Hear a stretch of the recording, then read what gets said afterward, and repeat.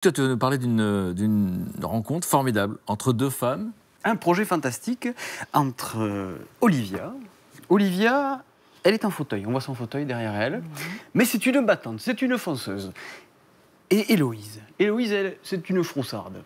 Et ces deux jeunes femmes, elles vont... Donc la froussarde est valide. Oui. Et la battante est dans un fauteuil. Voilà. Et elles vont se rencontrer, elles vont se lier d'amitié, et elles vont se lancer un défi incroyable qui va consister à traverser toute l'Amérique latine. Toute l'Amérique latine, vous réalisez ou pas? Toute l'Amérique latine. Ça fait de la géographie. Bah oui, Il a commencé. Parce que Tariq, lui, sa vie a changé au Guatemala. Eh oui. Donc c'est un tout petit pays, le Guatemala. Oui. Et on imagine que le continent est immense. Absolument, non, c'est grand. Elles ont décidé de traverser l'Amérique latine pour promouvoir le dépassement de soi, surtout qu'il y en a une qui est en fauteuil, et justement briser les clichés autour du handicap, et voilà. Et leur projet, moi, ça m'a fait marrer parce qu'elles l'ont appelé We Will Rock You. Mais We Will Rock You, c'est comme la célèbre chanson de Queen, We Will Rock You. Ah, il se retourne vers Simone. Simone, vous connaissez la chanson de Queen? Oui, vous connaissez Queen. Queen, non. Mais We Will Rock You. L'air, vas-y, Luc, tu peux rappeler l'air. Oui, Voilà. Bon, voilà, vous connaissez. je Bon, connais voilà. la chanson. Le refrain, c'était We Will Rock You. Ça veut dire on va vous bousculer, on va vous remuer. Mais ça s'écrit pas pareil, bien sûr. Et là, ça s'écrit pas pareil parce qu'en anglais, Will. Will, c'est la roue. Waouh, Simone. Ah, bilingue, Simone, Simone. ultra connectée. Oh, je suis trilingue au moins. Maintenant, vous parlez le kurde. Non, je parle pas le kurde, je parle le patois. Ah bah oui, pas toi, français, anglais. Oui. Bon, donc leur projet We Will Rock You, parce que la roue, comme la roue du fauteuil roulant de Olivia. Oui, Alors juste avant de partir, elles ont préparé une petite vidéo, je vous propose que nous la regardions. Ok. We Will Rock You, c'est un duo de nanas intrépides. Ouais, enfin quand même, plus ou moins, hein. Il y en a une qui est plus que l'autre. Ce que j'adore chez Héloïse, c'est qu'elle est très spontanée. J'ai peur. Je vois pas comment. Je vois pas. Il n'y a pas de vent. Donc je comprends pas comment on peut, après un saut, pas faire flouch. J'adore qu'Héloïse flippe de tout, mais le tente quand même.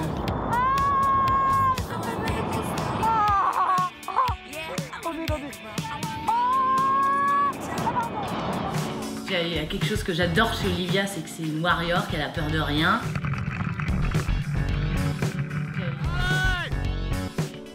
On rêve de faire un gros road trip en Amérique du Sud en réalisant les défis que vous allez nous lancer.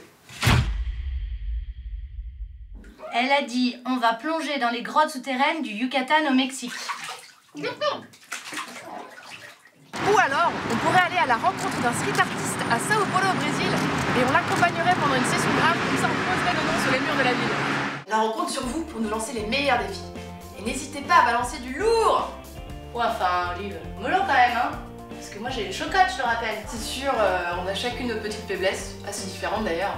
Mais justement, nous ce qu'on veut vous montrer, c'est que grâce à la bonne volonté et surtout grâce à l'aide des gens, rien n'est impossible. Super. Juste une réaction tout de suite. Belle rencontre, c'est un chouette projet. On a envie de partir avec elle, hein. Bah ouais, j'aimerais bien faire un petit tour. Quelques mois. Simone. Beaucoup d'humour, je trouve. Et c'est vrai que lorsqu'on rit, lorsqu'on est dans la joie, On peut faire plein de trucs et traverser un continent. Oui. Alors précisément, elles se sont rencontrées comment? Elles se sont rencontrées en 2010. En fait, Olivia un an plus tôt avait eu un accident. Elle se retrouve en fauteuil roulant. Et par l'entremise d'une amie, les deux jeunes femmes se rencontrent. Et Héloïse, elle avait déjà travaillé avec les enfants. Elle aimait aider les autres. Et Olivia cherchait une auxiliaire de vie. Et donc Héloïse est devenue son auxiliaire de vie. Elles ont bien sympathisé. Elles sont devenues même très amies. Et elles se sont découvertes ensemble une passion pour les voyages. Même si Héloïse était quand même une grosse froussarde parce qu'elle est allergique au soleil, elle a peur des bêtes, elle est un peu peureuse, quoi. On l'a vu, elle a peur. Voilà. Elle est magnifique quand elle a peur d'ailleurs. J'aime bien la voir. On peut revoir quand elle a peur. Et combien de temps va durer ce voyage? Alors, elles viennent juste de partir. Elles sont parties pour 3 mois. Et alors, elles ne sont pas parties seules. Elles sont parties avec un garçon quand même, parce que c'est quand même bien d'avoir un garçon. Pour pousser le fauteuil. Pas du tout.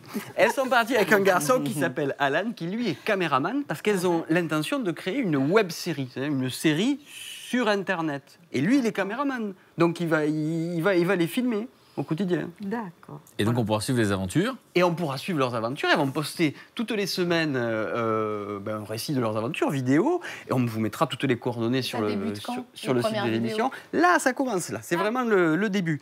Et ça va être formidable. Alors, elle parle de défis. Alors, on a vu quelques exemples de défis.